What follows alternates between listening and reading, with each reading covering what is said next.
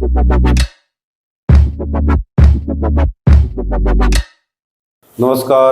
मैं हूं जेपी शर्मा, आपका साथी, आपका चाय शिक्षक, मार्गदर्शक, आप जो भी बोले, बहुत बहुत स्वागत करता हूं आज के हमारे इस टी टेस्टिंग प्रोग्राम में।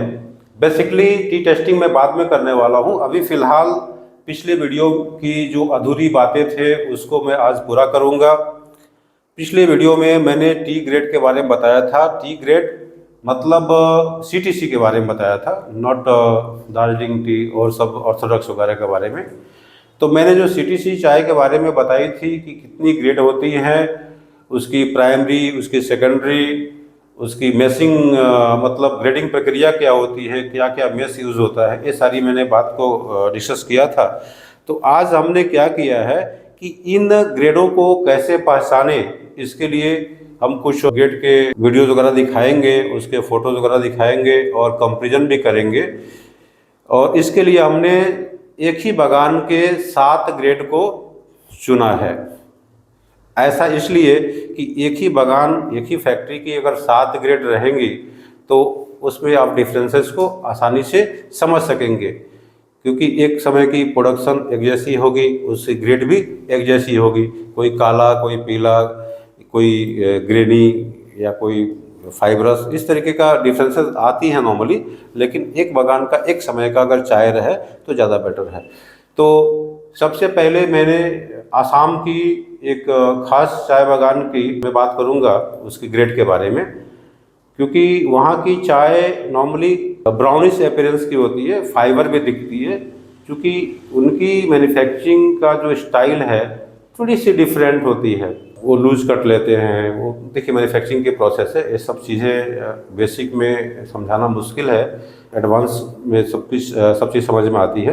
तो चलिए हम देर ना करते हुए चालू करते हैं। तो सबसे पहले मैं दिखाऊंगा बीओपीएल। असम की बीओपीएल होती कैसे है। ये असम की बीओपीएल है, इसकी सबसे बड़ी दाने की साइज़ है। हालांकि ये बीओपीएल उनकी प्रीमियम कैटेगरी की चाय में आती है। और जैसा आपको लोग देख पा रहे होंगे असम का बीओपीएल।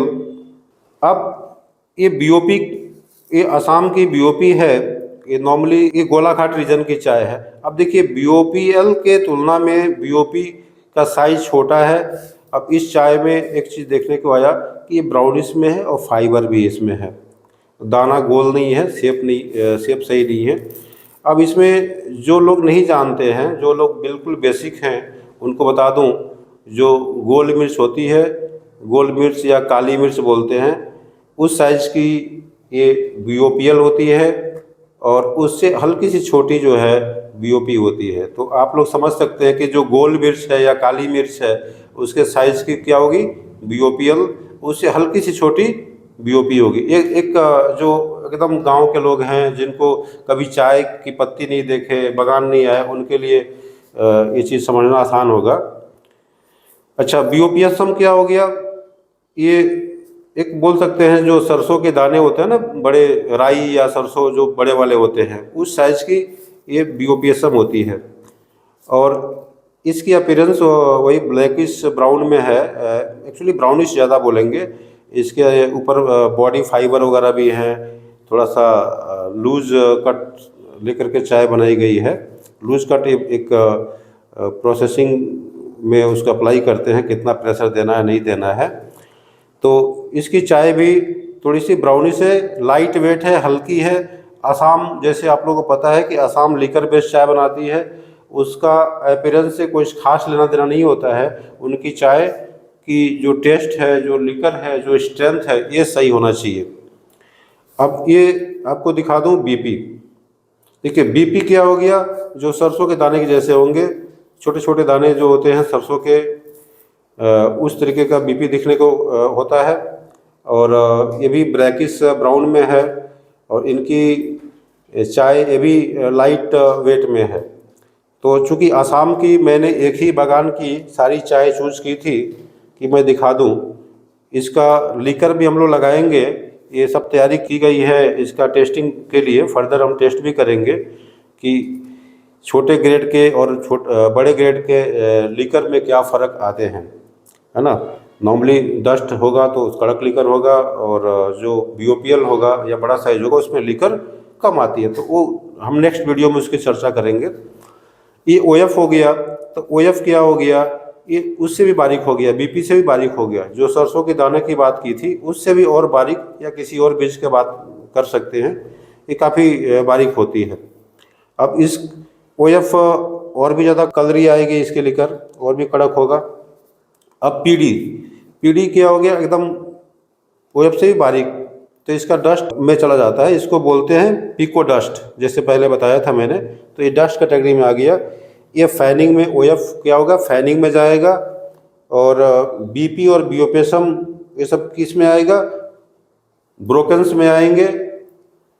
और ब्रोकन्स में तो ये दोनों भी आते हैं, लेकिन इसको बोल्डर्स नॉर्मली बोलते हैं, बोल्डर्स ग्रेड बोल देते हैं, ठीक है। और सबसे जो महीन एक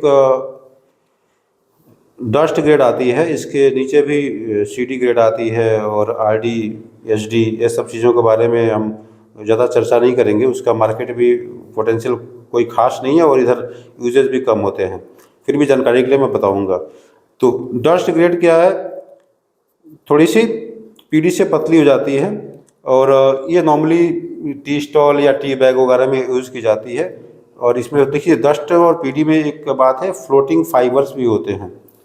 फ्लोटिंग फाइबर्स देखिए इसमें दिख रहा होगा, क्योंकि असम की चाय में सब आम बात है।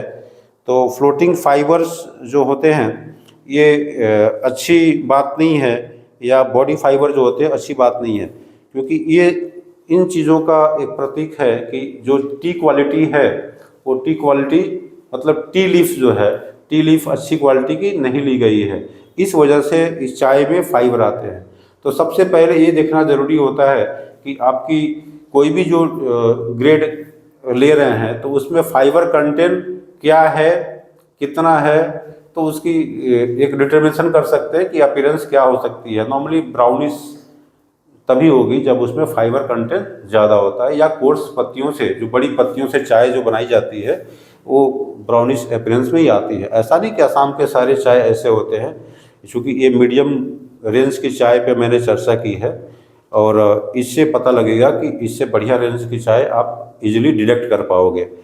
बढ़िया दिखाने से फिर समझ में नहीं आएगा।